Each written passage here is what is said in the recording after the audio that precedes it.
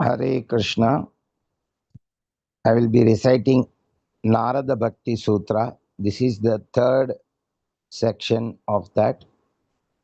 I will be commencing from Sutra 61 till the end of Bhakti Sutra, Sutra number 84. All of you listen attentively. Sutra number 61. Lokaha no chinta na karya nivedita atmaloka vedatvat. 62.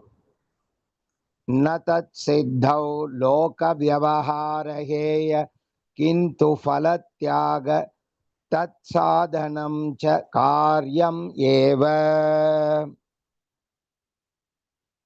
63. स्त्रीधननास्तिकवैरिचरित्रं न श्रवणीयम्. 64. अभिमानदम्भ आदिकं त्याज्यम्. 65. तत् अर्पित अखिल आचारसन् काम क्रोध अभिमान आदिकं तस्मिन् एव करणीयम्.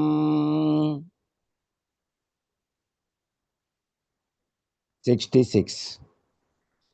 त्रिरूपभङ्गपूर्वकं नित्यदास नित्यकान्ता भजन आत्मकं प्रेम कार्यं प्रेम एव कार्यम्.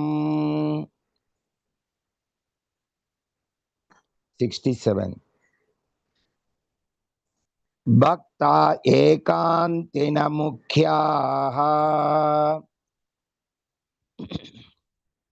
68. कंठ अवरोध रोमांच अश्रुभि परस्परं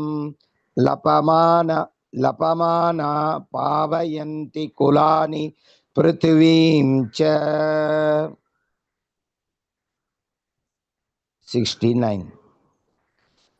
तीर्थी कुर्वन्ति तीर्थानि सुकर्मी कुर्वन्ति कर्माणि सत्शास्त्री कुर्वन्ति शास्त्राणि. 70. तत्मायाः. 71. मोदन्ते पितर नृत्यन्ति देवता सनाथा च इयं भूभवति.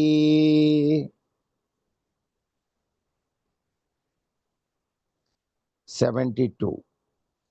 न अस्ति तेषु जाति विद्या रूप कुल धन क्रिया आदि भेदः. 73. यतत्तदीयाः. 74. वाद न अवलम्ब्यः.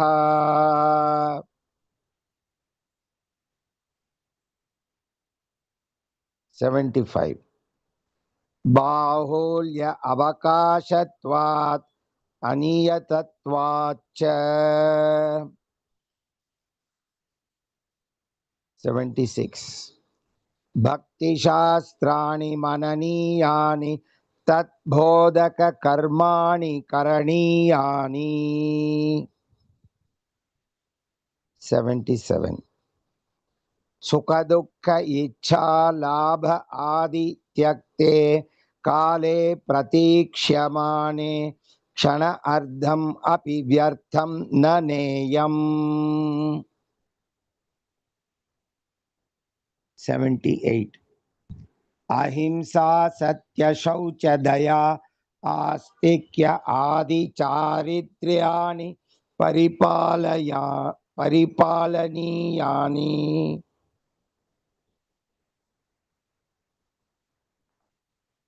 79. सर्वदा सर्वभावेन निश्चिन्तय भगवान् एव भजनीयः.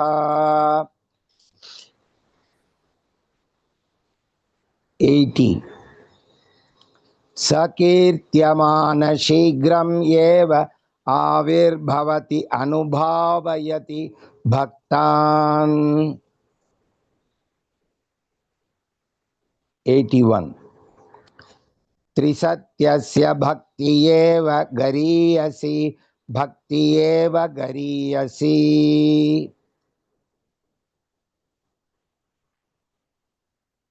82.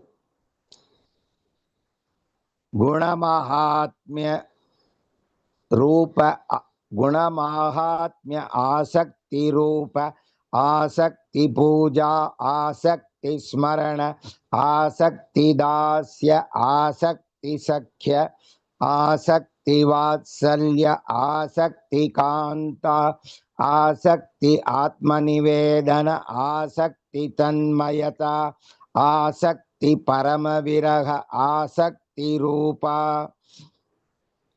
एकधा अपि एकादशदा भवति. सूत्र 83.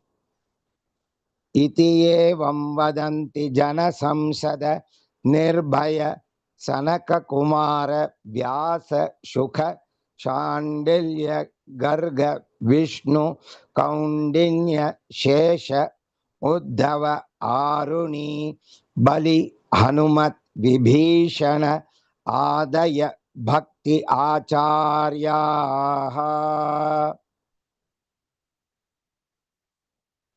84.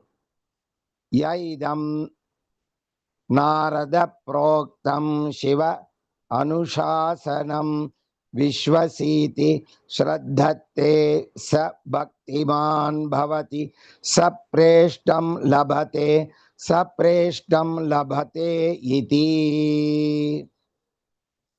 इति श्री नारद भक्ति सूत्रम संपूर्णम. हरे कृष्णा कृष्ण कृष्ण हरे हरे हरे राम